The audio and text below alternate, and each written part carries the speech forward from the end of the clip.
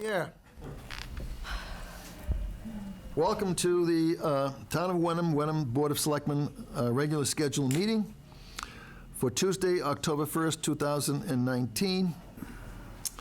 And we usually begin most of the time with an invitation for public input for items that are not on the agenda. If anyone would like to come up and speak to something that's not on the agenda, they may do so now. Form a line right here, of course. Yeah. As usual, we don't have anybody coming up, but we usually do invite people up. So now we have a bunch of announcements, which is me. Let's see, I want to make sure I got the first one. That's the consent agenda. Okay, A. The leadership. Yeah, I know what it is. Oh, okay. I'm just looking for the tab. Okay. The Hamilton-Wenham Regional School District has 6 new administrators, including interim superintendent, Dr. Julie Kuchenberger. Everyone is invited to meet our school district leaders on tomorrow night at the Bucher Elementary School multi-purpose room from 6:30 to 7 p.m. prior to the regularly scheduled school committee meeting. So if you want to meet the leadership, and there's 6 people to meet, and they're all new, come and a cup of coffee or drink of water, whatever, meet them. Next, we have free fall flu clinics. Wenham and Hamilton Boards of Health announced that their flu clinic dates for 2019 are as follows. Again, it's free. October 2nd, 3 p.m. to 6 p.m. at the Hamilton Senior Center. October 16th from 4 p.m. to 7 p.m. at Bucher Elementary School. This is all on the website, by the way. October 24th from 3 p.m. to 6 p.m. at Miles River Middle School Cafeteria. Okay. And lastly, November 5th from 3 p.m. to 7 p.m. at the Hamilton-Wenham Regional Library. The Wenham Board of Health will answer any questions you may have at 978-468-5520, extension 4. I know some people are concerned about having a flu shot. I've already had mine. I'm glad I did. I have the seniors flu shot too, by the way. That's a different one. I don't know if it texts me better. Next, we have an annual Household Hazardous Waste Day. Household Hazardous Waste Collection Day for Wenham and Hamilton residents is this Saturday, October 5th at 9 a.m. to 12 p.m. and at the Hamilton-Wenham DPW Yard, 577 Bay Road. Please see our town website for a complete list of accepted items and fees. You have to make a check out to the town of Hamilton, but what's permitted and what isn't permitted is on the website, and that I'll be there, and that I have to review the website to make sure I comport with what I can throw away that's legit. Next, we have the Wenham Fire Department Fire Prevention Week and Open House. Our Fire Prevention Week runs from October 6th to October 12th. By the way, is that the same every year? Pretty close. Pretty close, they say. Second week of October. First week of October, well, that's, yeah, okay. And the Wenham Fire Department will be hosting their annual open house on Wednesday, October 9th, excuse me, from 5:30 p.m. to 7:30 p.m., absent some disaster, of course, with free pizza, ice cream, and Sparky the Fire Dog. Don't miss it. Sparky. Love Sparky. Thank you. Yeah. Who plays Sparky the Fire Dog? Oh, it's a secret. It's a secret, all right. Right? They're looking for volunteers, Jackie. You I can bark. That all it takes? That's all it might take. No sure. comment. I don't think I'm short enough for it, but next we have... Oh, and then the chief can sit you up on the fire engine when they go down to the that's fire. great. If Wind Dodge joins me, I'll do it. Hamilton-Wenham Cultural Council grant applications. The Hamilton-Wenham Cultural Council is accepting grant applications through October 14th for a total of $10,500 in support of organizations, schools, and individuals funding cultural activities in the community, such as exhibits, festivals, field trips, short-term artist residencies, or performance in schools, workshops, and lectures. Visit the town website for a link to the online application form and guidelines. Since it's October, we also have Pumpkin Fest. Pumpkin Fest returns to the Hamilton Public Safety Building on Saturday, October 26th, starting at 1 p.m. with pumpkin carving, face painting, arts and crafts, games, and a bouncy house. A children's costume parade and a dance party. Sounds good if you're 6 years old. I missed that one. The afternoon fun wraps up with Pumpkins in the Park, when all carved pumpkins are eliminated, well, that sounds interesting, and line the border of Patton Park's Weaver Pond. Yeah. It's pretty. Yeah, I bet you it is pretty, too. Sounds pretty. Veterans Day. Join us on Monday, November 11th for a brief remembrance at Cheeseman Memorial in Pingree Park at 10:15 a.m., followed by an 11 a.m. ceremony at Veterans Memorial on Main Street to honor our veterans and celebrate the 101st anniversary of the signing of the peace treaty to end World War I. Light refreshments will be served at the Fire Department immediately after the ceremony. Next, continue on the Veterans Day theme, wreaths across America. On Saturday, December 14th at noon, the town of Wenham will lay wreaths on our veterans' graves simultaneously with participants at Arlington National Cemetery and communities across the nation. Please help by sponsoring a wreath for $15 each, volunteering, or inviting friends to help. And we're going to have a presentation on that later by Mr. Wilson. To learn more about wreaths across America, including a link to online donations for wreaths in Wenham, visit the homepage at the town website. Do you know how much we've raised so far, Bill? Yeah, I'll talk about that during. You'll talk about it later, all right. the brief here. All right, We have a brief. let's see. I think I did it. Yeah. All right. Let's see. We've got all the announcements. Next, we have our town administrator's report. That's you, Anthony. Thank you, Mr. Chairman. Just a few things, and I'll have a more detailed report up on the website and available to you later in the week. Just want to mention that the water ban has been lifted as of today. Oh, great. So the commissioners... Is that because it rained out yesterday? Or? No, it wasn't because of the rain. But the commissioners did want to express their thanks to the community for adhering to the ban. Another thing is on Friday, October 4th, Angelo Salamone, our Inspector of Buildings, will be joining us. So that's his official start date. And we received a notification from Wheelabrator, who is the incinerator where we bring our trash to be burned, that the prices are going up by 20%. So we'll talk more about that during next week's financial forecast. So just want to let you be aware of that right now. 20%, that's stiff. Effective July 1. Effective next July 1. This is coming July 1st, yeah. Yeah, next That's fiscal next year. fiscal year, so we're Fiscal all year. set for this fiscal year. We're all set for this fiscal year. Last time we talked about trash, it was like in the middle of a year.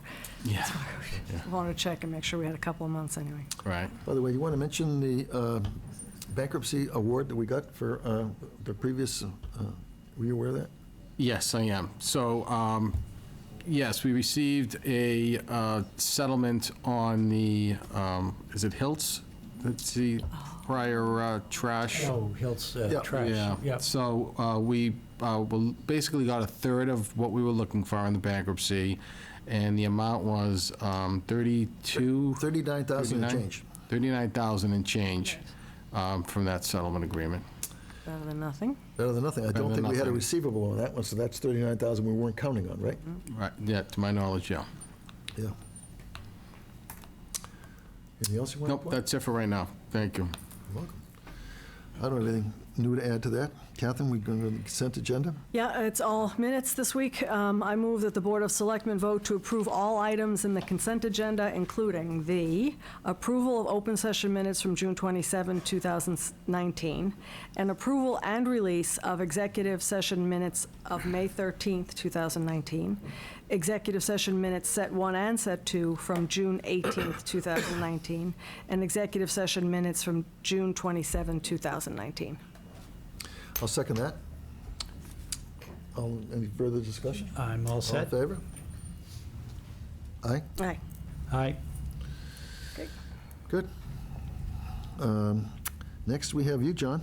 All right, we have some appointments for the board to consider, and the first one is regarding the Iron Rail Commission, and it's Lou Randazzo. If I could have you come up, Lou, and introduce yourself. You'll be, you've given us a letter of interest to get onto the board. And, Well, my name is Lou Randazzo, 52 Cedar Street. I want to thank the board for considering me for the Iron Rail Commission. As you know, it's a very important commission.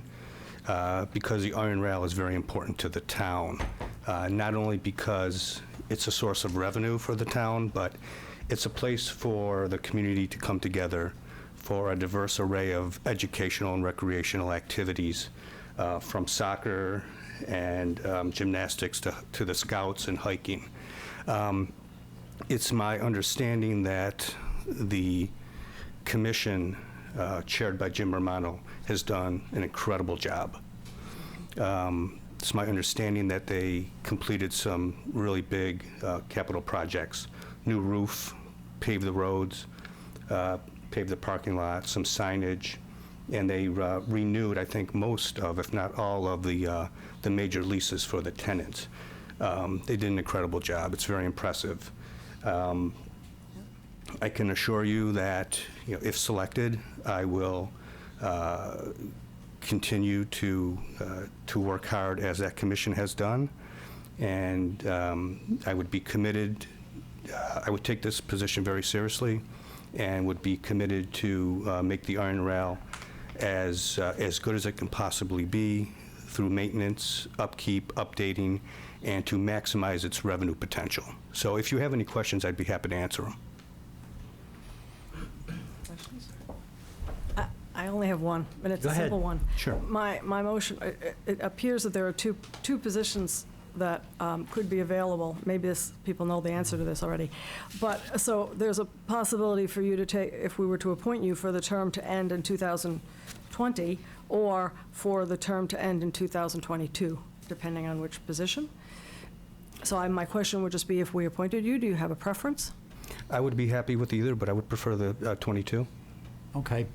And If what it's okay that with would the be board. doing is filling Jim Romano's position to the end of his term. I would be honored and happy to serve on Thank that. you. Yes. That'd be great. That'd be great. And you're going to join an elite group of folks. You've got Ted Batchelor, Natalie Kavanaugh, and Joyce, Jennifer Joyce, I'm sorry. name again. It keeps on coming up. Don't confuse the two. So I'm going to make a motion, if that's okay with everybody. Please do so. All right, I move that the Board of Selectmen appoint Louis A. Randazzo to the Iron Rail Commission for a term beginning October 2nd, 2019, I'm sorry, 1st, 2019, and ending June 30, 2022. I'll second that. Further discussion? All those in favor? Aye. Aye. Thank you very much. Heartily, It's thank you unanimous. so much for your service in advance. In advance. Thank you. And we have another appointment right behind him. Yeah, I recognize that name. Find that one. Mr. Dodge, I understand you're here for interest in the affordable housing group, trust. Yeah, I'm Win Dodge, 38 Porter Street in Wenham, and I'm looking forward to serving on Affordable Housing Trust. As you all know, I've been involved in a lot of activities and appointments and served on a number of boards for many years. And as I look at things now, I think housing is probably one of our, in addition to the finance itself, but housing is really one of the key things that we need to be concerned about, affordable housing and housing for everybody. And concurrently, I also serve on the Wenham Connects committee, which one of the aspects of that is trying to find ways for seniors to remain in their homes as they get older. We have a very difficult time doing anything about the cost of housing, the real estate tax bills. I mean, it is, but we think there's a lot of things we can do to probably help seniors and everybody in town look for ways of staying in their homes, maybe reducing their cost and so forth. So I'm very pleased to be considered to work in affordable housing, which pretty much parallels what I do now for Wenham Connects. Nice, thank you. I'm going to make a motion. I move that the Board of Selectmen appoint Albert W. Dodge to the Wenham Affordable Housing Trust for a term beginning October 15th, 2019, and ending June 30, 2020. I'll second that. Any further questions or comments for Mr. Wenham? I mean, Mr. Dodge? It is. I don't, I Catherine just might have have a, one. just a comment. Just to say that this, for clarification, this term starts on October 15th because that's when our the person that you'd be replacing leaves, resigns, and also ends, so that follows his term. That's all. Seems short, but it's because of filling out a term In other words, of I've somebody else. expired before I started. I did not say that. I I would never say that about you. No. That's all. I'd like to comment that the reason Josh Anderson's resigning is because he's moving out of town, and is forced to do so. You have to be a Wenham resident to be in any one of these committees, and so that his letter of resignation purports to say that he's sorry he's leaving, but he has to resign, and that's why there's an opening. Otherwise, there wouldn't be an opening. Yeah, we should thank Josh very much for the years of service Years he's of put in. service. And We done a did. tremendous job, so, Absolutely. yeah. All in All favor? those in favor? Aye. Aye. Thank Thank you again Win. Right, in thank you. advance. In advance. And Yeah. I'd like to step back for just a moment before the next appointment recommendation, and that is Jim What's his name? Romano, who had headed up the Iron Rail Commission for so many years. And as Lou said, he really was instrumental in making sure that that group put together a lot of programs and accomplished a lot of tasks. And really got to thank him for all of his years of service. He's not leaving town, but he's got a family issue to deal with, and he's going to be out of town a lot of the time, and didn't think he could put the dedication to it. So Did a great job, thank you, Lou, for stepping up and trying to help fill the shoes. Very much. and he did very much, too. Okay, so we have You're on a roll, John. Next. a third one here. Wish. Okay, and this is for the Wish Committee. All right. That stands for Wenham Issues of Social Service Help. Kara Fossey, is she here by chance? Okay, I didn't think I had seen her. All right, well, I'm going to move, because I've already reviewed her background, and That's all right. she's a good candidate. I move that the Board of Selectmen appoint Kara A. Fossey to the Wish Committee for a term beginning October 1st, 2019, and ending June 30, 2022. I'll second that. Any questions? All right, well, thank you so much, Further discussion? Kara. We have to vote. All those in favor? Aye. Aye. Unanimous. Thank you. Yes. All right, that's... It's a very important committee. That's the appointments, Mr. Chairman. Thank you, John. Let's see. Moving right along here today. Let's see. Next, we have you, Catherine. Me? Discussion of Fire Department 2006 Ford E450 ambulance. No, that's John. Yeah, it's John. I'm sorry. I mean, I'm Excuse me. happy to do it. That's you, John, yeah. It's a good Oh, I'm subject, sorry. but I think it's John's got John's name on it. Okay. You really want that one? The discussion is the discussion. John, Chief, the ambulance repair job. okay. Man, excuse me. Good evening. What are we talking about tonight? Because I need to get up to speed on this.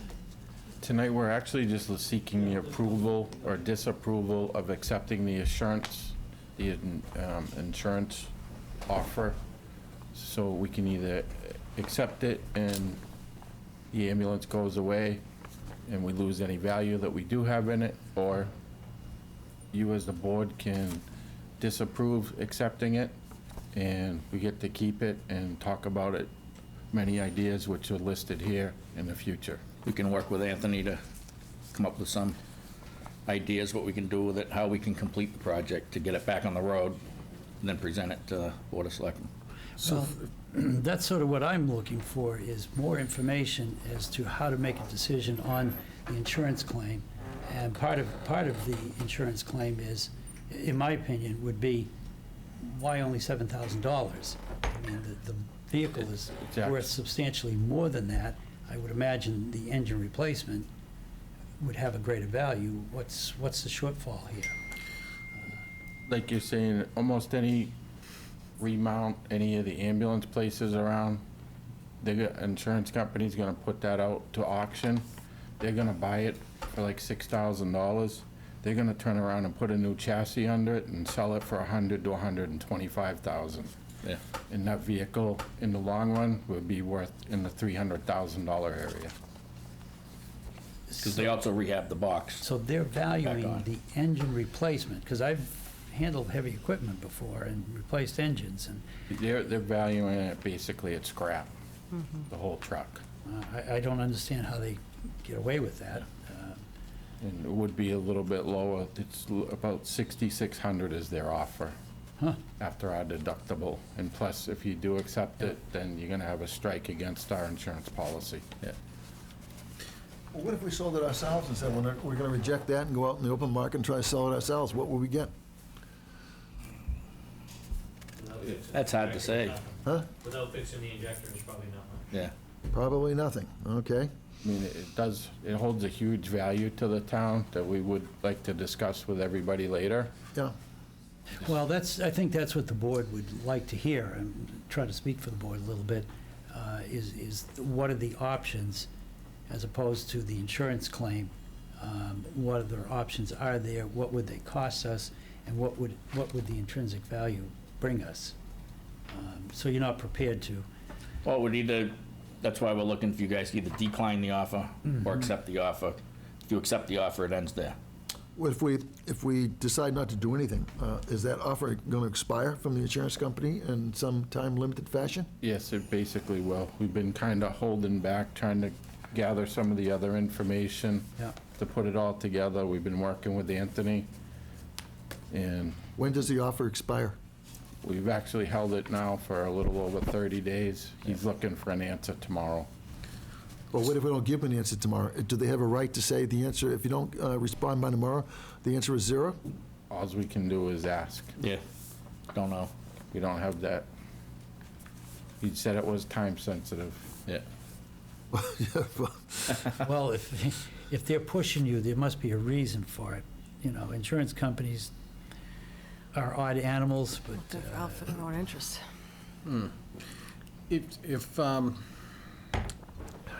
Where the ambulance was our only newest source of revenue in town, I think it's exceeded expectations so far. This, by rejecting the insurance claim, it allows us to see what our options are, whether we wanted to keep it in a sphere, because now, we're seeing that revenue, and if we have something that ambulance goes down for an extended period of time, well, that's just revenue lost too. What that equates to, I don't know. I don't know the run count, I don't know the billing purposes, but it would be the loss of revenue. So it allows us the opportunity to say no right now, because we want to explore our options on whether or not we want to, fix the engine or remount it onto a new cabin chassis and be able to provide that service without a disruption to the residents of Wenham. I was talking to Joe Domalowitz in Hamilton, and just a couple of weeks ago, they had a medical emergency call where they called, I won't say the ambulance company, but the one that represents Hamilton. we see them And go by all the time. We see them go by all the time, and it took 20 minutes before they responded, and they basically responded, we can't really do it, and they called us, and we went and did that. So, if we get into a situation where our ambulance is down and we do have that for reserve, then we again hold our own destiny on when we can respond to BLS calls. So, Well, I understand what you're saying, Anthony, but I think what Jack is saying is the same thing I am, and that is that why the cutoff date of tomorrow? Why can't we ask them for another 30 days if that's what it's going to take you to give a better We evaluation? can absolutely ask them. Yeah. well, I don't know if we'd have an answer in 30 days, because I think that something like this would have to go through the budget process to evaluate, first of all, where we're going to get the money to do any of the options, because right now, we're not in a position to do any of the options this fiscal year. So any option is going to have to take place after July 1st, provided we allocate money in the capital budget for that. So it's not something that we can, I think that the board can say, well, let's get back to you in 30 days, because I still don't think that we're gonna have the answers, because we just don't know where that money's gonna come from right now. Well, we may not know where the money's going to come from, but 30 days from now, we should be able to come up with a piece of paper, excuse me, it says, okay, if we reject the insurance offer and after we've got an extension, here's what it would take to rehab, what do you call it, engine one, whatever, ambulance one, What's the, dead ambulance one? The out of yes, service. it's the out-of-service one, yes.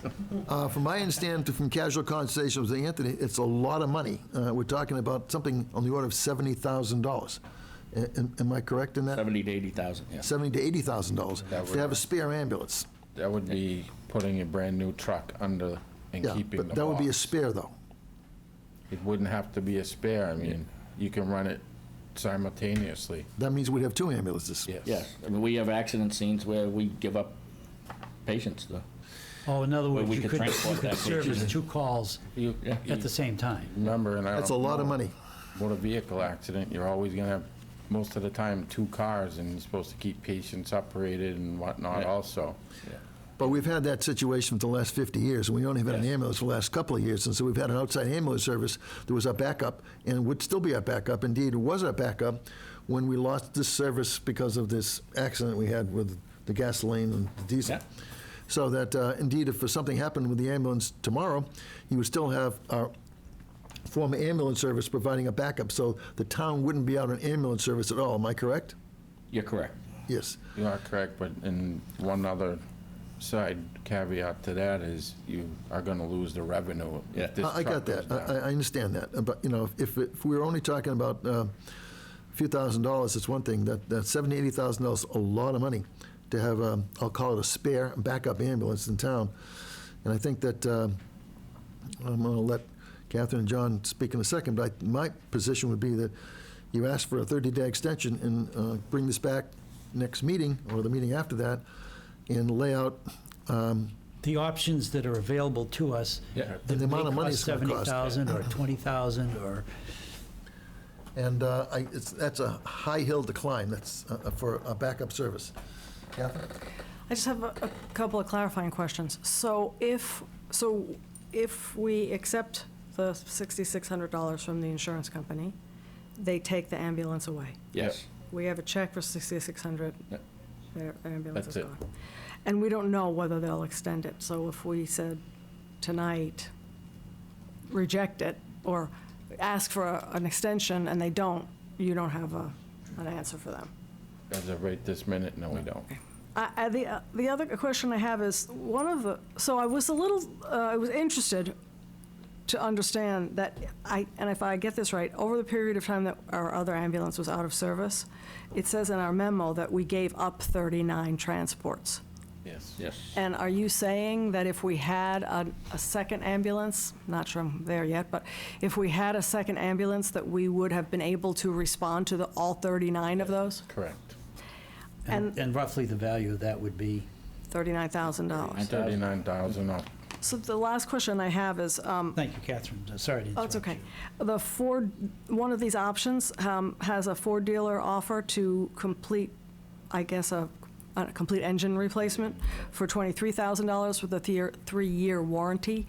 What does that get us? I mean, obviously, it gets us the body that we have with the new. Dan But what does that actually- mean? Dan Does actually that got give that us a part of the functioning quote. ambulance? Does it give us something that we still have to spend money on? I didn't really understand that. So the third bullet point, the 23,246, is a complete engine replacement, so it's not a rebuilt anything, and it's not taking, there's what's called a long block and a short block. Short block is just the base of the engine, the long block, you add heads and manifolds. Has all the pieces to it. The complete engine is manifolds, turbos, the whole 9 yards, all brand new. So it's not like with option one where you're changing the injectors and suddenly you find out that there's coolant leaking into the head and there's, It's going to be a short conversation. 7 o'clock in the so line. what the full engine replacement does is it takes out a lot of the what-ifs. When you are doing the injector replacement, they open up, they find a problem, they dig deeper into the motor. They may, the turbo may be broken, the exhaust manifolds break, and so all those are added expenses. So that $10,000 to replace the injectors is what I would call a loose number. Yeah. because you A never what? know what you're gonna find. Loose number. number. So I guess what I'm trying to get at is, I get the difference between the 10,000 and the 23,000, what that means. But there's a 23,000 for a complete engine and an 80,000 for a rehab, repower with a new cab and chassis. That's a new entire truck. Brand-new truck. So I guess what I'm asking is, if we had to decide on an option tonight, which I know, an alternative option, which I know we don't, would the re-engineering give us a backup ambulance that would be serviceable for us for some period of time? Absolutely would. Okay. So why would we spend the 80,000? That would give you basically a brand-new ambulance. It's giving you a brand-new ambulance valued at over $300,000. So it's just 80,000. power, okay. And you still have a chassis that was built in 2006. 2006, so obviously before we invest 26,000, it probably makes sense to see the condition and have that evaluated by a professional to make sure that we're not putting a new engine into a chassis that's rotted out. Yes. Somebody goes under there and pokes Yeah. into the Yeah. steel and makes sure they're. Well, that should be Okay. done easily. Those are my questions. So I defer to still my- feel that there should be colleagues here. an extension on that offer by the insurance company so that you can fully vet your proposals that it sounds like you're trying to do on the floor here instead of doing it on the floor.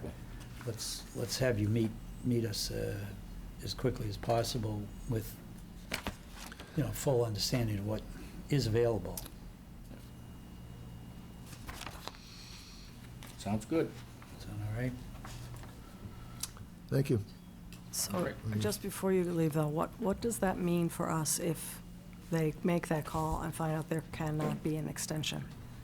What's our, that's not clear to me. what a- $6,600, I guess. Now we can shop the thing in the open market to find out who wants to buy an ambulance that I doesn't see. work for, I imagine, I'm just making this up. Yeah, that, I just- It's not zero, we're not going to call a wrecking company and take it away, Right. I don't think. So basically, I think, if I'm understanding this, if we can't get an extension, we're going to give up the 6,600 and hope we can make it. Well, maybe we'll sue them, I don't know. I mean, Okay, I just trying to understand the flow. I don't think. Okay, I got it. I think the risk reward is that we really wouldn't lose anything by not getting the extension, which they should by right. I mean, our insurance companies, this is not our first year with the Yeah. insurance company. And we'll get a hold of you, Anthony, tomorrow. so, more to come. No. Yeah, let's try to expedite as quickly as So possible. let's see if we can put you on the agenda for the next meeting to All right. Does that give you guys enough to work with? Oh, yes. All right, thank you so Thank you. much. Thank you, Jeff. Thank you, I'm Danny. not sure we need a motion on that, but we're just advising them to come back when they have their facts straight and to answer our questions, preferably at the next meeting. But I don't know if that's a motion or not, but that's a suggestion, I would say. And if they're not ready, maybe it'll have to be the meeting after that. I don't want to demand that they come back in the next meeting if they're not ready. Oh, we should be ready. Okay, we heard that. You're on tape with Let's that. demand they be back. Yeah, but you're on tape with that. Thank you. Thanks, All Chief. right, thanks, Yeah. Chief. Go answer that call. You're already 2 minutes late. Okay. Thank God it's not my house. Okay. All right, now, new business. I'll go through this slowly. As everyone knows, at the annual town meeting, that Harbor Light Committee partners put forth a proposal to continue with their development on Maple Street, then called Maple Woods. Jack, sorry to interrupt. You skipped over the finance director and Patty's, the assistant finance I position. was hoping she would change her mind. I'm sorry, Can we Patty. Just kidding. take Patty for, yeah, Yes. For the assistant position? This is Sorry, the, I messed that up. that's okay. Old This age. is for the finance assistant job. And Patty has other news to Thank you share. for, Yes. So, as you know, we have we lost our finance assistant a few weeks ago, and we, at the time, thought it would be a good opportunity for us to try to look at the job, having had some time here to see what kind of help we need in the office. I know it's not news to you that we are a very slightly staffed office, and thought this would be a good time to look at the position and upgrade the position to maybe attract some good candidates that would be much more of a professional level, kind of almost a career path or a path for this type of position. So one of the things we did was we took the job description. I looked at job descriptions from other assistant collectors, treasurer collectors, and kind of put this together. We upgraded the pay a little bit from where it was, and we also would like to get the position so the person is here for the same amount of hours that town hall is open, which I know is something Oh, I that saw it increase the hours. Yeah, the position's at 30 hours now. We're just looking for 36 and a half. As you probably remember, it was 30 hours at the beginning of the year. We got 33 during the last budget process, and with the plan that I was going to come back this year and look for the rest of it. But since we have an open position and we're going to be recruiting for it, I thought it would be a good time to make it a 36 and a half.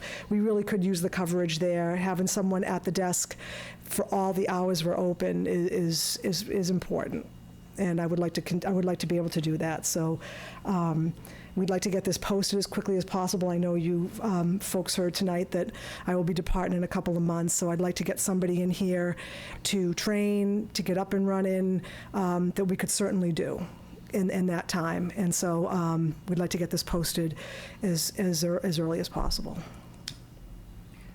So, speaking for myself, I'm completely in support of this Assistant Treasurer Collector Payroll Administrator position. Mm-hmm. It's been years that we've been advised, and it's been obvious to us who hang out in that office that there needs to be that person, someone there, full-time, Wenham Town Hall full-time.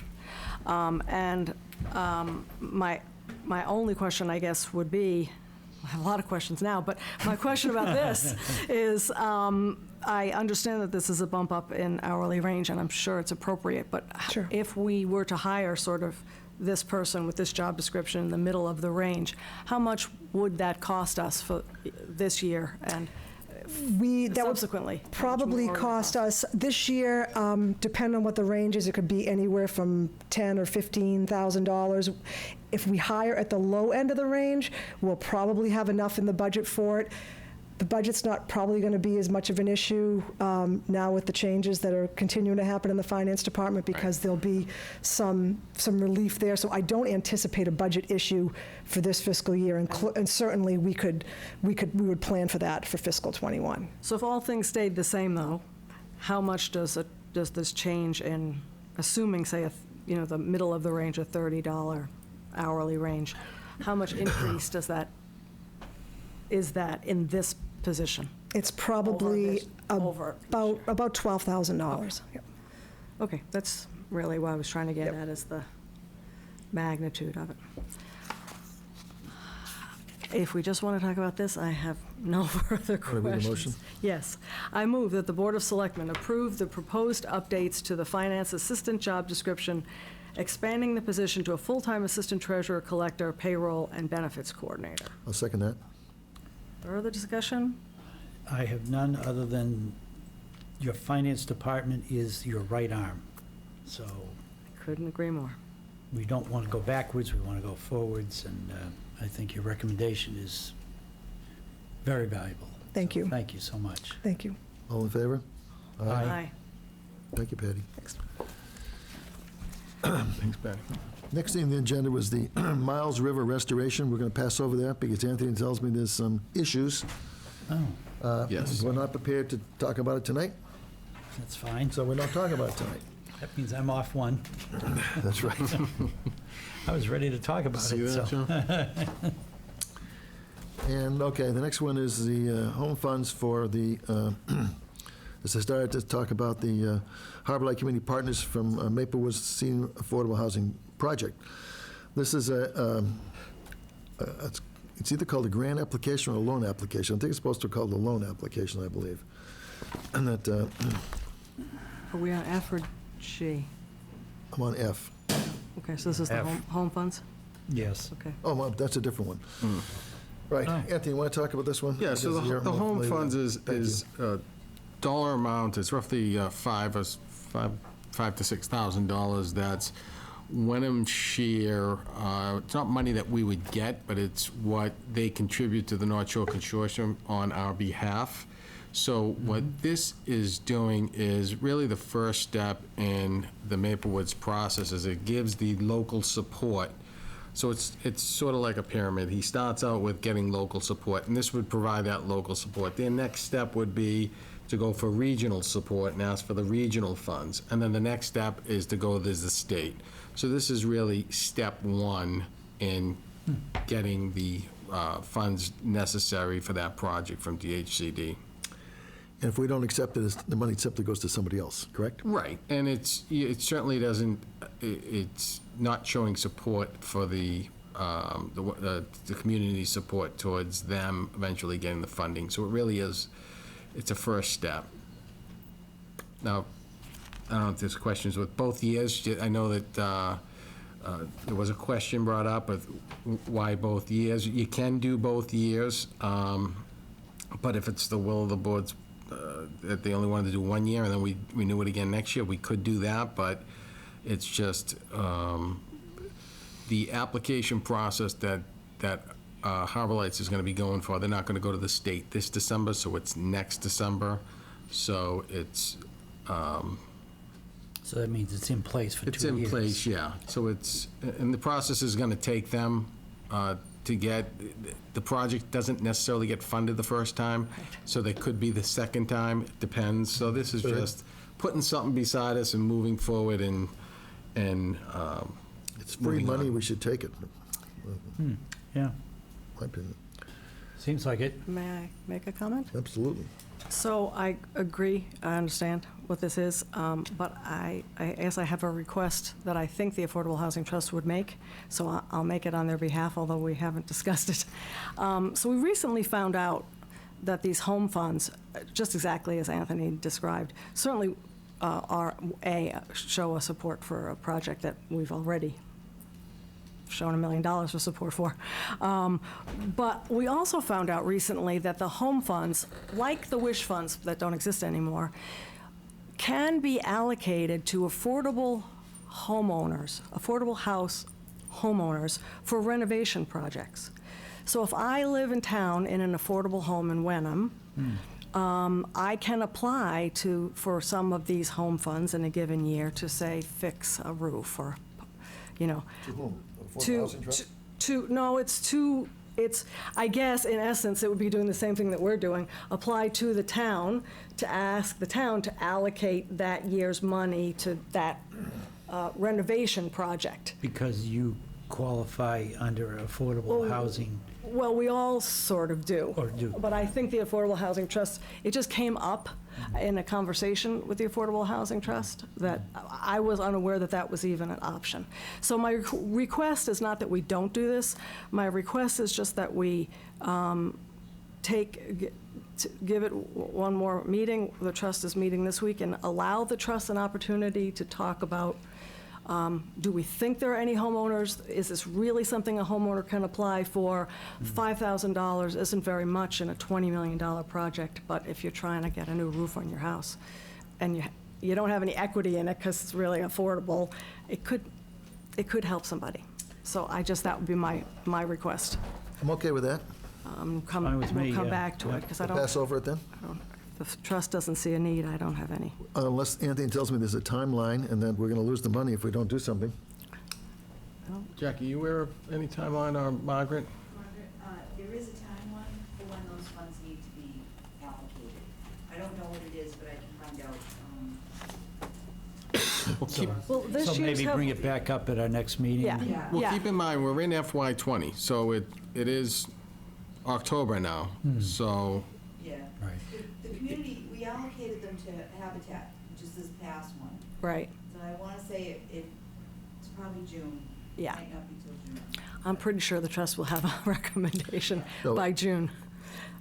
We meet in a few days. I just would like to have that group have a discussion about this. I'm fine with that. Fair, As long as we're not fair going to lose the request. funds. So you're going to assure us, you're going to assure Anthony tomorrow, the next day, that time is not of the essence, as they say, right? And we have time, the Affordable Housing Trust has time to deliberate and cut your head over this and come back with a recommendation either Can they next meeting. vote, can the Affordable Housing Trust vote on this where it's not on the agenda? Well, I don't think that, well, I don't think that we would be voting on it. I just think it would be, let's see, that Recommendation? meeting is, You'd it's not have a even a You'd recommendation. have a discussion and recommendation Yeah, to the board. yeah, I just feel like they should have a discussion. My thought process is they And, have a yeah. recommendation, the only way that a board can recommend something if they take a vote on it. So if it's not, if it's not October 5th, it'd be our next meeting, if there's a posting issue, because today is Tuesday and the meeting is Thursday. At the very latest, would be able to be put on an agenda for the November meeting, because we meet the first Thursday of every month. Is there a timeline for the FY20? Is it, because we're in FY20 now. FY20's already been Yeah, allocated. that's what I mean. That's already been allocated. No, Habitat got FY19, 19, so that was in June. I'm not really sure what the deadline is, but. because there's a window and then the North Shore Consortium will decide on how they're going to be using those. So I don't know if it's something the board might want to approve FY20 and then Yeah. table FY21, Yeah. where that's the only project We didn't facing. allocate funds for Habitat until. Like Was it late? May Oh, or, okay. May or June. I okay. think we're well within the Oh, cycle, okay. because we just did that for All right. Habitat. But you can assure Anthony in the next couple of days that we have Yes. time, we don't want to lose the money. No, we don't. And that the Affordable Housing Trust has time to think about this and deliberate about it, Yeah. or whether they can use it or not. Okay. We'll pass over it then. Yes, thank you, thank you, and I will make sure the trust takes it up. Okay. Next one is the, as I started saying, here we go. The one you really The want CPC to grant talk application for Maple Woods, it's the review and approval of the, potential approval of community preservation grant agreement with Harbor Light Community Partners, Inc. for Maple Woods Senior Affordable Housing Project. As everyone, I'm sure knows, unless you live in Western Massachusetts or Indiana, that the town of Wenham voted to grant Harbor Light Community Partners and for their Maple Woods project from the CPA process, CPC process, a grant, an award of $750,000 for the construction of the revised Maple Woods housing project, which is 45 units, 2 stories on Maple Woods, after a disagreement with the neighbors that's approved, and so that they're now, we've also, they're now coming back and saying the last part of this from the town for the CPC portion, not the Affordable Housing Trust portion, is a grant application. And that what we have in front of us is a grant application, and was it Jackie that authorized this? And that, okay. So this is this identical to previous grant applications? Come up to the podium, because I don't want to misspeak on this. And we just changed the names. No, so this is the, not necessarily a grant application, but the grant agreement. So Harbor Light had submitted an application to the CPC in January, and this is something that we put into practice a few years ago for CPC projects, where we establish a grant agreement between the Board of Selectmen and the applicant after town meeting has voted. So while this does look very similar to other CPC grant agreements you've seen, it has been modified to reflect the conditions that the CPC Board of Selectmen and town meeting approved during the town meeting process. I will say, while we authored this internally, it has been reviewed extensively by both KP Law and by Adam Costa, who's our litigation attorney, who's here tonight if you have any questions for him. This has also already been reviewed by Andrew DeFranza of Harbor Light Community Partners. And in the version in your packets tonight, he provided us with some housekeeping changes, unsubstantial changes, a couple typos, a couple minor tweaks, and all of those are identified in your packet tonight with track changes and in the packet online. But otherwise, we've gotten changes from both KP and from Adam Costa, who's here if you have questions for him. Why don't you stay up there, because there might be some questions that neither one of us here can answer, and that we have our attorney here. I'm just going to read the motion. Move the Board of Selectmen approve the Community Preservation Grant Agreement with Harbor Light Community Partners, Inc. for Maplewood Senior Affordable Housing Project. I'd second that motion. Okay. Matt, I know it'll shock you, but I have some questions. All They're right. not- They're not really questions for Jackie, except by way of Scrivener's error. The agreement that I have in front of me does not have an R in the word Harbor Light Community Partners in the title. They dropped it last week. So just, It's Harbor Light now. It's Harbor Light. It's Harbor Light now. we came up. It's like no R at all. South Boston. Right. Harbor Light Community I have a Partners. granddaughter who talks like that. I don't know where she got it. But anyway, that's really not my substantive comment. The questions that I have are really for Attorney Costa, and if it's okay, I'm going to ask him to come up. Please. The difference between... Nice one. We may have seen it for a while. Thank you, Jackie. Good job with this, by the way. This is not a... So, through forces out of our control, this settlement agreement, as I think so let me back up. This grant agreement has embedded in it the settlement agreement between the plaintiffs and the defendant. And that's actually where some of my questions are. I apologize to Adam already because everything happened very quickly before town meeting. So we actually received a version of a pretty complete version of this settlement, like the day before town meeting, which I forgot that I had.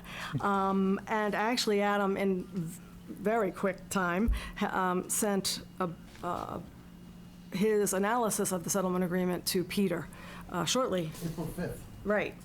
Well, where I'm lost, and I might be the only one, and not really lost because he's kindly answered the questions again, is that this board has never really had the benefit of Attorney Costa's short comments on the settlement agreement as it was.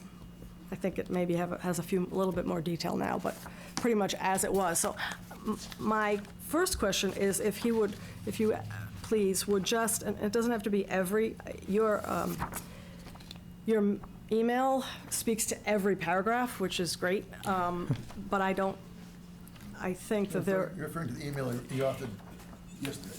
Well, the email that he authored, so I sent some questions. Yes. But I subsequently found out that most of them had already been answered. Right. And I can't say we, only received part of that. So Adam sent his email of answering some of Peter's questions on the 5th of April. He resent that. And that's what I'm looking at. And that, at that time, was, I thought, a very good kind of summary of the settlement agreement. So you had comments on every paragraph. But if I could just ask you to highlight a couple of things. And these are mostly things from the settlement agreement. Attorney Costa has said really, I think, well, I'll ask you that question at the end. So paragraph 1 talks about the general, kind of reflects the binding term sheet. And at the time, you had some concerns, as it says here, about somewhat vague language relative to height reduction and the fact that it doesn't define economic feasibility. Are you comfortable now that enough has been done to allay that sort of initial, I guess, vague language? So, through you, Mr. Chairman, I think the answer is yes and no. So, Very clear, Is he very a clear. lawyer? the challenge here, so just to back up a moment in terms of the chronology, there was an ultimatum of sorts provided by the board, I think on the Tuesday before your Saturday town meeting, that if you didn't have a signed settlement agreement by the time of town meeting, you were prepared to pass over the articles. Correct. Correct. And so on Friday at about 10:30 a.m., Dan Hill, who represented the plaintiffs, continues to represent the plaintiffs in the lawsuit, provided a copy of the settlement agreement. At that time, it had been signed I think by Harbor Light and maybe by a few of the plaintiffs, but not by all of the plaintiffs. Of course, there were a series of signatures that were required. But the indication in the email from Attorney Hill was that he anticipated getting all the signatures and had a verbal okay from them. And of course, they had okayed the binding term sheet that had resulted from the mediation. So over the course of the day on Friday, within a few hours, I provided that synopsis so that you'd have it in advance of your meeting on Saturday morning. So the comments I provided then, I think I stand by all of them because there has been no change. That was not a different version of the settlement agreement. That was not an early draft. That was and is the settlement agreement. The only difference between where we stand today and where we stood on April 5th is that we now have the signatures of all of the plaintiffs, which we didn't have at the time. All parties have now signed that settlement That's agreement. how we understood it, Correct. by town meeting. Well, not by town meeting, but more recently, that all the plaintiffs have signed it now. That's correct. We had a final document at the time of town meeting. We have a fully executed document Correct. as of the end of August. That's correct. I'm sorry, that's what I meant to say. So I guess, to be clear, this board never had a discussion or heard directly from you because of everything that's happened between April 5th and now Sure. about the settlement agreement. And we're at a point where we're about ready to sign a grant agreement that has a settlement agreement. So that's the reason for the timing of these particular questions. Not that I expect your comments would have changed, we've never talked about them, so. And I think that's a good opportunity for me to say something that I've never had an opportunity to say in a public forum because our meetings, of course, in light of the pending litigation, have been an executive session. And it's important, and that is that the settlement agreement was struck between the private parties. The board, the town opted not to participate in the mediation that occurred. And so the settlement agreement that resulted from that mediation was a settlement agreement between the private parties. And that's not unusual in the context of development. When there's an appeal or a challenge by residents or abutters to a project, the abutters will meet one-on-one with the developer. Often the municipality opts to take a step back to see if the private parties can work it out. And to the extent that them working it out requires some form of a remand to the board or further or different action by a permitting authority, that can occur. But that permitting authority, certainly I wouldn't advise that permitting authority as a board subject to the open meeting law to sign on in most circumstances to a settlement agreement behind closed doors without that remand process playing out. And so typically the way that the agreement gets structured between the private parties is party A, let's call it the neighbors, and party B, let's call it the developer, will agree that certain modifications will be made to a project. The developer will change A, B, C, and D. And if all of that occurs, that the abutters will therefore no longer pursue the litigation. And that's subject to a remand and for the board evaluating A, B, C, and D, and the board getting to a point where it's comfortable with A, B, C, and D and ultimately approving it. And typically the agreement will say that if that doesn't occur, any of those four, A, B, C, or D, if any of those changes don't occur, then the developer isn't bound to proceed with the development with those changes incorporated, and the neighbors haven't withdrawn their rights to appeal. They then essentially pick up where they left off when they struck the settlement agreement. So that's important here because that's exactly what we have. We have a much more comprehensive than A, B, C, and D, but we have a settlement agreement that is the product of a negotiation between two private parties. It contemplates, and this is what has been incorporated into the grant agreement, contingencies, nothing more than contingencies. There's nothing in the grant agreement that binds the town any more than there's anything in the settlement agreement that binds the town. The settlement agreement couldn't bind the town. The town wasn't a party to that agreement. But there are contingencies. Harbor Light has said, we are willing to make these changes, and if these changes are approved by the town, and if we get the financing we're required to develop the project with these changes incorporated, then we will proceed to develop this modified project. And the neighbors have said, the residents have said, the plaintiffs have said, if all of those changes occur and you get that financing and you proceed with this amended, modified, changed project, we will drop the appeal.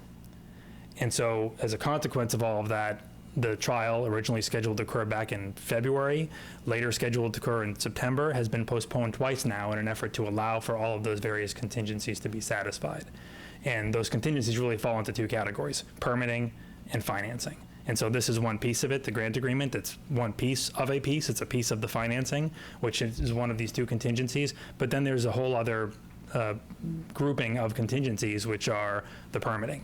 and that permitting still needs to occur. The comprehensive permit needs to be modified to be adjusted so that it's not a comprehensive permit for a 60-unit project, it's a comprehensive permit for a smaller project with other changes. So the example you gave, and something I had commented on back on April 5th that I was, maybe uncomfortable is not the right word, although maybe that's the word that I used, was some of the vagueness or the vagaries associated with some of the provisions. And what can I say about that? That's what was negotiated between the private parties. And I suspect it was a result of them reaching some sort of an impasse where they couldn't get more specific. But it talks about the height. The height of the building is to be constructed to be limited to 2 floors or stories. But then it goes on to talk about Maplewood's obligation to reduce the height of the 2 stories is conditioned upon, for example, the reduction in height being accomplished without the expenditure of significant additional costs. Well, what are significant additional costs? It's an ambiguous term, and what's significant to me might not be significant to you, or vice versa. Again, my guess is they came to that agreement because they couldn't agree on a dollar value, and they figured they'd fight about it later if it became an issue, but it wasn't much of an issue. Harbor Light thought it could live with it. The neighbors thought that they were okay with that because they were hopeful that Harbor Light would be able to make the change. They felt it would fall within a reasonable range of estimates. Right. So if they were this close to mediating, were the negotiations going to break down because they couldn't agree on a dollar value? Let's sign the document, and if in the future there's a disagreement, then we'll deal with it at that time. It doesn't affect the town. It's nothing that's binding upon the permitting authority, because the permitting authority either has to approve the project or not, and how expensive it is for the change to be made, that's up to Harbor Light. If Harbor Light deems it to be too expensive and therefore does not reduce the height to 2 stories as proposed here, well then that's up to the residents to say no, or the board to say no because the board's uncomfortable permitting a project that is different than what it permitted originally. So, getting on a little bit higher level, I guess, one of the questions that was asked as a follow-up question to all your explanation for the settlement was, as written, it seems as if Harbor Light has to get a new permit before a dismissal of the lawsuit occurs. If so, does that mean no remand? So my guess, and I could go through, there's like a couple of questions to talk about this process. So I guess my general overall question is relative to the litigation process. Do they get a comp permit and then, which it would seem, then the litigation is released? I've heard on several occasions about a remand back. I don't understand how the right of first refusal works in this case. So while you're standing there, if you could just answer those questions, I think they're pertinent. I think they are, but there's a lot there because we're dealing with contingencies, we're dealing with right of first refusal, you're dealing with remand, you're dealing with dismissal. So those are all separate and distinct issues, but they're all part of the mix, and that's what makes it so confusing. As I said earlier, this is a comprehensive settlement that it involves a complicated project. So I think the short answer to your question, at least with respect to dismissal of the lawsuit, is that it's typical with settlement agreements like this for dismissal to be the last event that occurs in the chronology, because the plaintiffs lose all their leverage once they've dismissed the lawsuit. As you know, there are appeal periods. Once those appeal period deadlines are missed, there can be no appeal. I don't think there's even a challenge by Harbor Light or by the town that these plaintiffs timely filed an appeal. They filed it within 20 days of the comprehensive permit being filed with the town clerk's office, and so they can proceed with the litigation. But if they withdraw that appeal, they can't bring it again because we're years after the fact now. So once they withdraw the appeal, all leverage is lost. And so I would expect, and that's how this settlement agreement is drafted, that the dismissal of the lawsuit would be the last stage in the process. Once all permits have been received, or modified permits have been received, financing's been obtained, every other contingency has been satisfied, the lawsuit gets dismissed. Now, in terms of those contingencies and what's required in order for the new permit or modified permit to issue, I don't know with certainty what the private parties had contemplated in terms of how this matter gets back before the board, and I've not been approached and asked the question. So when a zoning board of appeals issues a permit, whether it's a comprehensive permit or a special permit or a variance, and there's an appeal of that permit, and it's then in the hands of the court, Superior Court, Land Court, that permit has never become final. And so my perspective on that generally is if there is a desire at some point in the future while the litigation is still pending, if for whatever reason the permit recipient wishes to amend that permit, Well, they simply can't go back to the Zoning Board of Appeals to amend a permit that hasn't become final. So the usual way that that's accomplished, because the jurisdiction has shifted from the ZBA to the courts, ZBA no longer has jurisdiction because the matter has proceeded beyond the ZBA to the judicial system. The parties would go to the court, would ask the court for a remand back to the Zoning Board of Appeals. A remand is just an order from the judge that says, I'm sending it back. And then the Zoning Board of Appeals would consider a modified application. That would certainly occur if the decision were going to be entirely different. If it were a denial and it was going to be an approval, for example. This often happens where applicants, appellants, challenge a denial by a board, and through discussions, mediation, or whatnot, the board agrees, okay, maybe we'll look at this again and potentially issue it. Well, it gets remanded for them to do that. This one's a bit different because in this case, what's being proposed is not really a new permit. It's an amendment, and some would argue relatively minor amendments in the grander scheme of things. They're not envisioning an entirely new project, but they are making some meaningful changes to the size and scope of the project. What does that mean? Can the applicant simply come back and seek an amendment where it's not submitting a new application, and if the amendment is approved, then it proceeds with its other obligations under the settlement agreement, or is a remand necessary? I think I could be persuaded that a remand could be avoided in this circumstance. I think the safer course is to get the court to issue a remand order. It's really more process and procedure than it is substance. I don't foresee any judge who's told that the private parties have reached an agreement and the town isn't objecting to a remand for the board to reconsider or to consider an amendment. I don't foresee any judge standing in the way of that and saying, no, I won't sign a remand order. Judges routinely grant remand orders for that purpose. They'd much prefer to get a case off their docket and send it back to the board to look at an application again. So that's sort of why the remand comes into the mix, and how there could be a remand order, or maybe the private parties are going to argue there doesn't need to be. But either way, there needs to be an application made to the zoning board, and there needs to be a process before the zoning board that affords the due process to the applicant and to the public. There will be a new public hearing. There will be a vote on the proposed amendments, and that decision would be filed to the town clerk in the usual course, and the appeal period would have to pass in order for these obligations to vest. So this board would not have to necessarily do anything to cause or create or ask for a remand, even though the open issues that are contemplating being dismissed are ones against the town. But at this point, you're saying that we don't have to do anything relative to a remand, or it's up to them to say we want a remand, or we want all of this resolved before we take it back to the CBA. So maybe. I've not been, and I think it's because they're still, I mentioned before, there are two groupings of contingencies, finance and permitting. And I think the finance now is more important to them, because if they don't get the financing, the permitting is moot. Doesn't happen. Right. So they've been pursuing the financing first, and we've not had a single conversation. I've not spoken to Dan Hill. I've not spoken to David Gallagher, who represents Maplewoods Housing. I've not spoken to either of them about the process, the procedure of getting this back before boards. They've just informed me that they intend to seek a modified permit, and obviously that's exactly what it says in the settlement agreement. Generally, any document that goes into the court, even though this is the result of a settlement agreement between the private parties, the end result of the settlement agreement is that the case is dismissed, meaning all the counts against the town are dismissed as well. So it's beneficial to the town, depending upon your perspective. If you don't support the project, maybe not. But from a litigation perspective, it's beneficial to the town if the contingencies are satisfied, the settlement agreement is fulfilled in full, because the consequence of that is that the litigation goes away. As a result of that, because the town continues to be a party, whenever requests are made of the court, generally all parties or their respective counsel will sign. And so what will the court do if one party doesn't sign? I think a good example, and I know I had a conversation with you, Catherine, about the further postponement of the trial that occurred, which was supposed to be last week, or the week before last, mid-September. When there was a further postponement of the trial sought, I got a call from opposing counsel saying there's going to be a further postponement of the trial. We're going to submit a joint motion, the private parties. Will you sign off on the joint motion?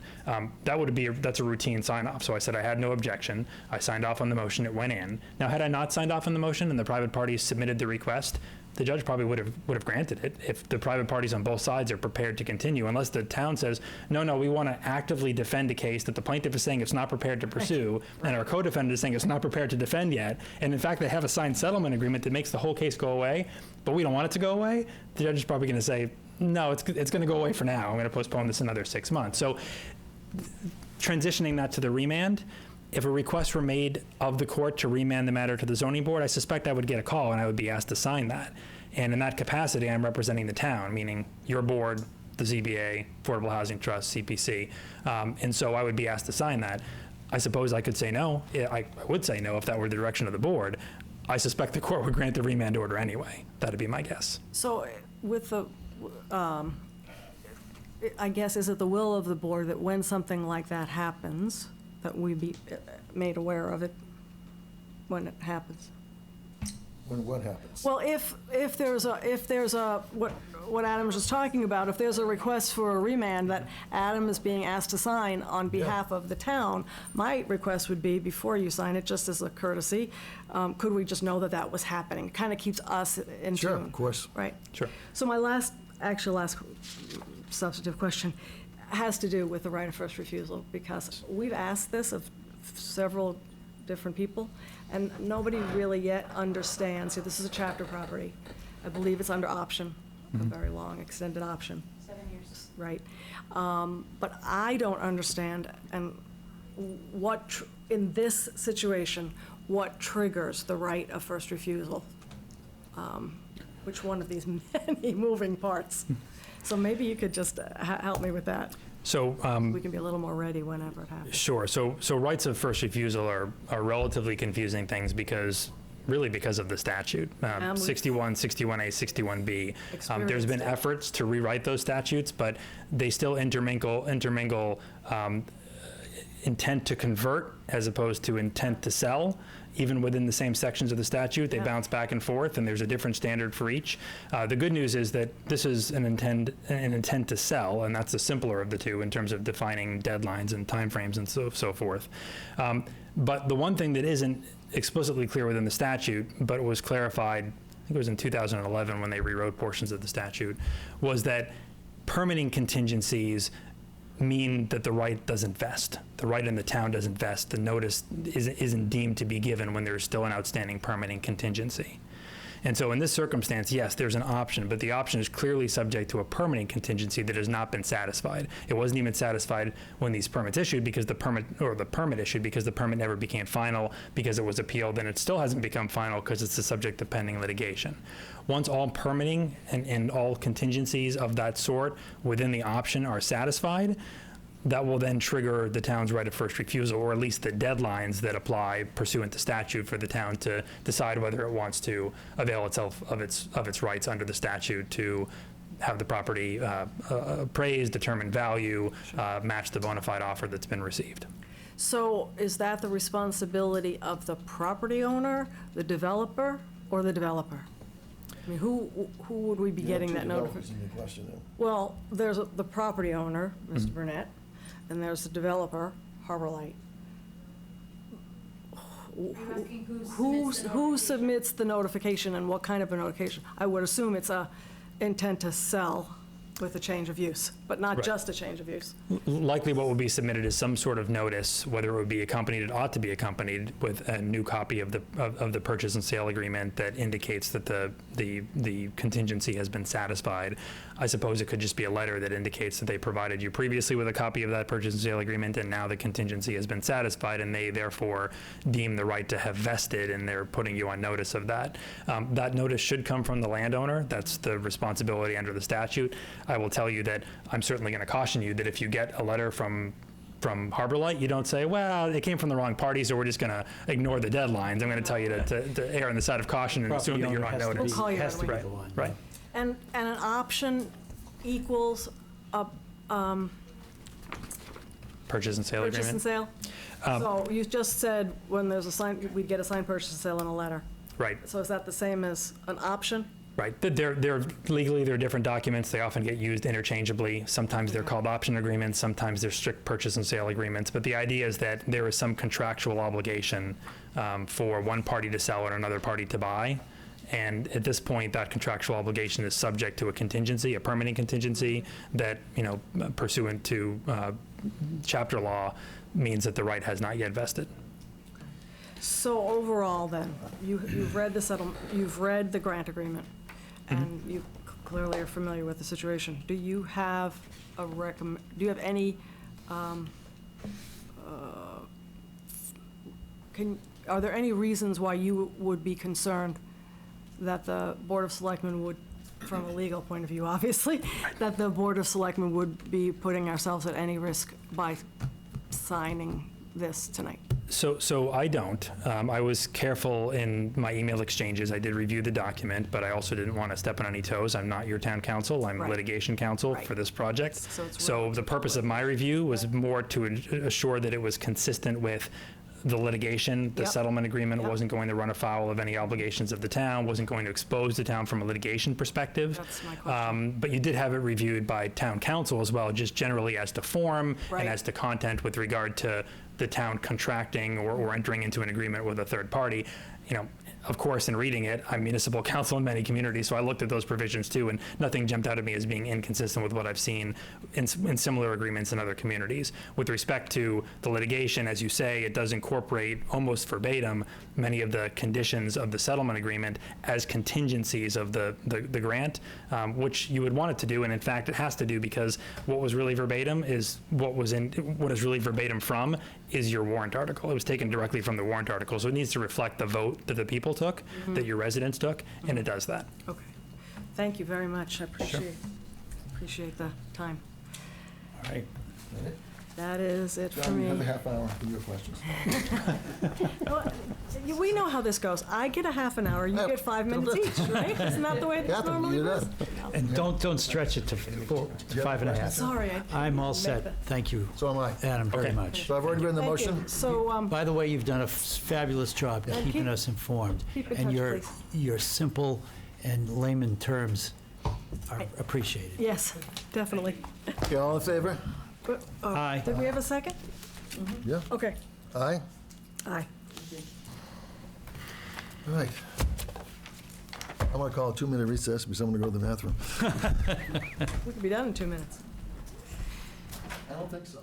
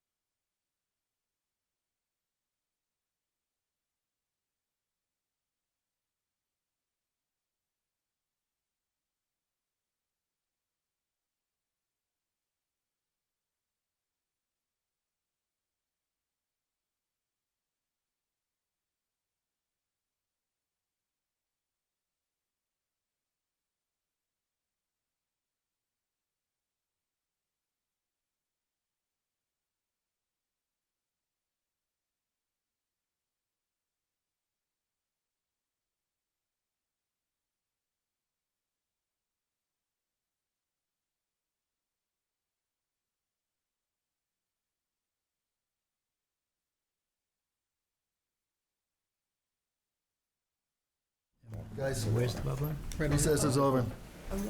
You didn't know it? We asked them right When to do the we- Oh, I know. I was just on the building When do committee. Wreaths Across America? I think I needed to know where the bubbler was. It's not on the agenda, that's why I was confused. Yeah, no, that's fair. Bill, you had a presentation tonight, but you're not on the agenda, did I say? If I can do it now, we started off in the opening remarks, Wreaths Across America, that you talked a little bit, and I was going to fill in at that point. Go right where ahead. we are. Why don't We you go got to the you. podium now? We got you. I just didn't want to have you sit here So, and yeah. then not talk about it. Or- Hi, Bill Wilson, Wenham's Veteran Committee. Just want to give you an update on Wreaths Across America. Thank you. You had the opening remarks at the outset there about an hour and a half ago. So this is kind of a go back there. I just want to tell you where we are with the 2019 event coming up. We started in 2018, which was the first year we did it. It was a late organization, kind of October timeframe, let's get going, and we did it. But we only had 50% of the Reese coverage for our veterans that are out there. So much better shape this year. I'll tell you about the status where we are. It'll take 5 minutes, and we'll move forward from there. So this is just a backup of where we were at the 2018 event. It was conducted on the 15th of December. I think most of you folks were there at the time. The weather was unbelievably perfect. Yeah. It was lovely. The day lovely. just opened up and you Never happened. Yeah. were blessed. It was great. It was warm. The event lasted about an hour there. The event I thought was very good on such short notice. We probably had 100 or so people that showed up there. And we distributed 205 wreaths for the veterans who are out there from the French and Indian War through World War I. We couldn't cover them all, so we wanted to give due tribute to the guys that went before us there. So we did that, and it was a great day. I have a couple pictures here. Ooh. It shows the event. Top panel on the left there is the people that were there, including the veterans who were helping administer the wreath laying on the individual graves there.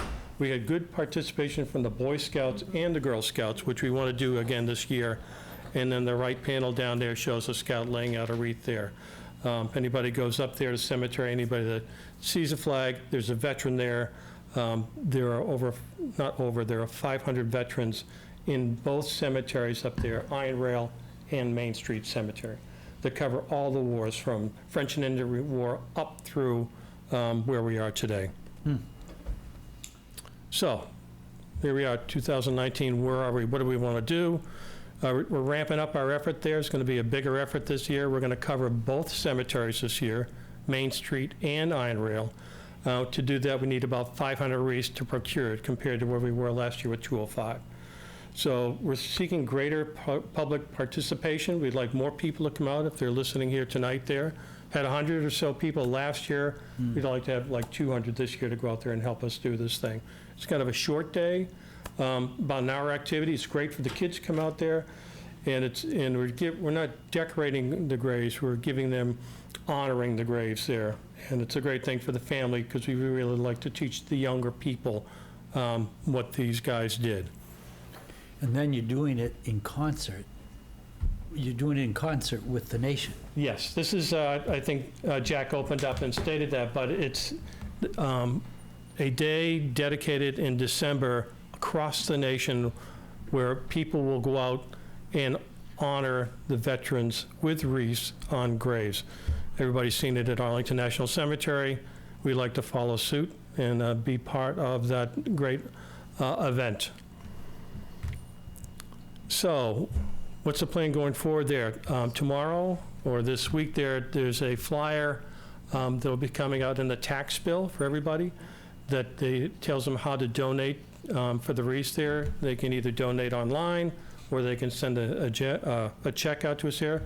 Wynn Dodge, who's with us here tonight, is spearheading the finance committee. He's done a great job driving us to this particular point there. So fundraising rollout commences this week. The flyer you'll see there on the left shows contribution deadlines November 25th for the checks and doing online December 2nd. The event is actually on my birthday this year, December 14th, so I'll be there. All right. I'm looking forward to that there. The Veterans Committee is also reaching out to the community for donations. We're targeting individual people there, so we've spread that out amongst us all there. Wynn has organized that there, along with other people there, to reach out to the people directly that we know there. And we're doing outreach via media, Facebook, and thanks to Anthony, Twitter, now that we've got a Twitter feed here, the town of Wenham, that had a meeting last week. He helped get us on board with Twitter, bringing us up with the new technology, and hopefully that'll prosper. So this is kind of an eye chart here. It kind of shows on the x-axis on the bottom there, the wars that we have contributed in by numbers there. The French and Indian War, had a couple guys, Revolution War, a couple more guys. Big transition, World War I, World War II, Iraq, Korea, North Vietnam, excuse me, not North Vietnam, Vietnam. But it shows the veterans that are in there. There are 500 out there. 2018, we did 205 wreaths. We're laid out there. See that we're kind of doubling our effort here, a little bit more than that for 2019. We want to do the whole deal. We want to cover everybody out there. So we think we're on plan to get 500 wreaths projected for the 2019 and complete the coverage for all the veterans, which are so truly deserving. So where are we? I think we're off to a good start. We're expecting the largest quantity of donations over the next 2 months since we're, it's getting cold now. People are thinking about this stuff. Time to act. And we're hoping for good weather this year. So it's kind of ironic here. We had a few, when I did these charts here, it was 195 was the number of wreaths we had on hand. We had a few more come in there. We're at 205. And where were we in 2008 to the end? 205. So we're starting where we left off last year, which I think is a good omen. So for the folks that are online tonight, pay your taxes, obviously, but take a look at the Wreaths Across America flyer that will be in there. Any questions, give Win Dodge and myself a call here at Town Hall, and I'll be more than ready to help you and guide you. And I look forward to you and your family coming to the cemetery December 14th with your family, obviously, and help us decorate, honor these individuals there on that great day. Great. Questions, John, Catherine? No. Great job, Bill. Thank you so much. I know the effort you put in last year, so. Right. And you might see me on the housing of the wreaths for this Excuse me? year. See me at some point about the housing of the wreaths during that. Right, yeah, we want to coordinate with you again, Yeah, similar to we because did last year. I'm not in the same place I used to be, so Yeah. I might We've be got able. kind of a new idea that Gary Cheeseman, Cemetery Commission here, we're trying to work out an intermediate thing, but we will contact you But I directly. may still have the ability to do it. Yeah. And it's a Wenham gentleman who would help me out on Yeah. this. It's only a block or two away, so. Okay, I appreciate that, thank you. Thank you, Bill. Thank you. Catherine? Okay, review of the Board of Selectmen meeting schedule through December 31st. So we have in our packet a list of meetings. It looks to me as if they're mostly the first and third, with the addition of one meeting, a joint meeting with the FinCom on October 8th. There's a motion here. I'm not sure what the consequence is if we change one of these meetings, if we have to redo the motion, but We don't usually have motions for subsequent No, the only meetings. reason we did that is to come to an agreement. We can notify HW Cam and just make sure it's on right now everybody's calendar. It doesn't bind us by any, we used to do this. Doesn't mean in you can't little- adjust it. Doesn't mean you Yeah, can't it's just- adjust it. It just, right now, this is. We now have a what we're target planning. field. Right. I have a problem with one meeting, the very last one. I can talk to you about that later. There's also an advantage of having meetings in the first and second week of December, so the third and the fourth week of December can be Christmas shopping, et cetera, holiday shopping, I should say. Yeah. Need to be politically correct on that. And that for some date in that week, as opposed to the 17th, which is which is the usual third Tuesday. I can't make that date anyway. So, other than that, I'm fine with all the other dates. Okay. We can change that to the 10th if that's the, so. I prefer that. I'd like to see that the week anyway, even if I didn't have a problem with the 17th. It gives the next. Little close, though, The next the 2 holiday. weeks, not pushed with so that, holiday stuff. so December 3rd, December 10th, and then January 7th will be the meeting after that. Well, we'll, as we get closer, we'll, Well, I mean, that's kind of, if that's the first. that's the first. Yeah, I mean, that's it's when the it would be. intention then to go back. Yeah. Okay. December 10th. Okay. Can do that. I don't know if we need a motion of this stuff, but, you can take this and share it with the folks. The appropriate, make sure everybody knows. Well, he said HW can, that's what he wanted to Yeah. do. So December Okay. 10th. Okay. So, we have, I have, other minutes may not have been reasonably anticipated by the chair, discussion only, and I have none. Then we go to old business, section J. Okay. John? All right. I'm going to propose that I put the motion out first, and then we'll have a discussion.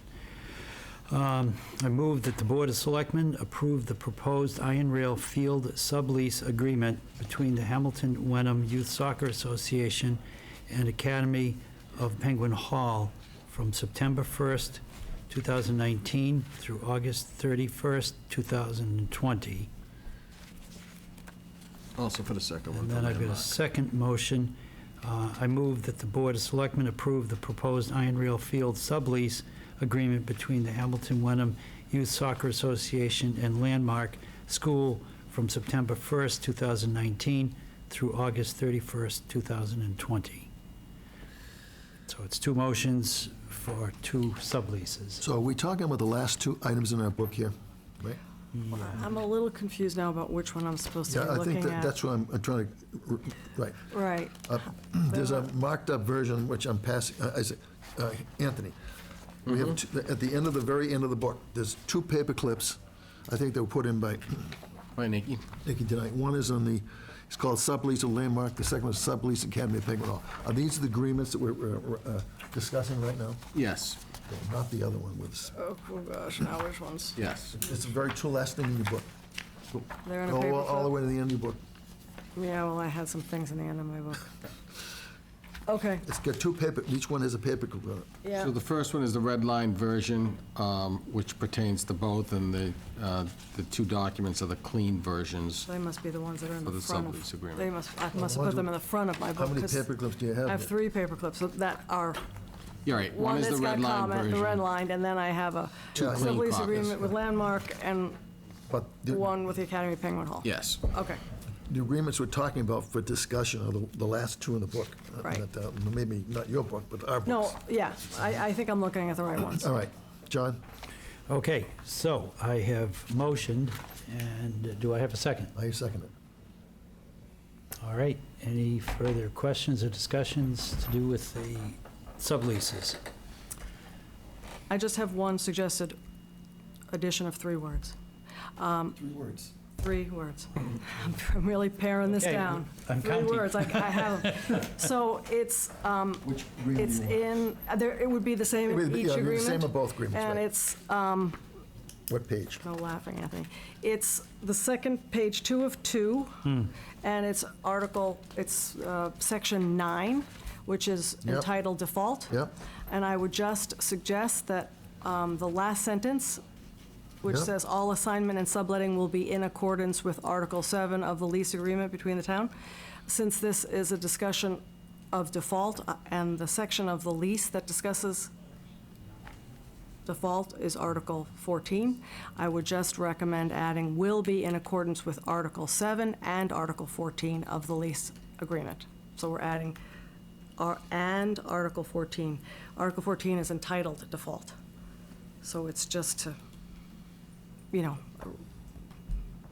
refer back to the article that actually has the same title as that. Could you repeat that again? Will be So it would be in all assignment and accordance- subletting will be in accordance with Article 7. Article 7 is, Article 14, she's saying. and Article 14. Oh, okay. Article Yep. 7 is the sublease article, and Article 14, if I remember this right, is the default article. So That's that's, about a 40-page document, and I'm sure you're right. I don't have any problem with that. okay. All right, Other than that, I have no questions, no Okay. comments, nothing. ready to vote? All those in favor? Aye. As Aye. amended. As amended. As amended, I'm sorry, as amended. Thank you, Anthony. Got to keep me honest. So that was aye. Yeah. Yes. Okay, All right, so I'll clean that up, and at some point, if you can stop in and sign those, then I'll forward Yes. those off to, Yep. Anthony, like, when you do that, could you just put a date or something on the bottom of the document so that when Catherine writes her minutes, she can refer to the right document? The right document ends up getting in the file. Do you know what I mean? These all, Agreed. today's date? any date. Today's date would be fine. My birthday, 1643 whatever you will want. Well, the only fine. reason is 'cause I'm thinking that Catherine is writing a motion approving the language in a sublease as amended, but there's nothing to... As amended on tonight. Well, but, yeah, so today's date? Yeah. Sure, we'll put today's Yeah. date and what we call the document. And Yeah. one. Because this is version 7, soon to be version 8. That's what I mean. So there's like, Reference As that. amended on October 1st. well, version 8 as amended on October 1st would be clear enough so that when Nikki goes to put it actually in the file, I don't know if it's an electronic file or a paper file, the right one gets in there, that's all. Yeah, I'll clean it up and circulate it Okay. tomorrow to the board and Fantastic. then to Catherine too. And Okay, it's 8:05. I move we adjourn. Second that motion. All in favor? We're all jumping to Aye. second it. Aye.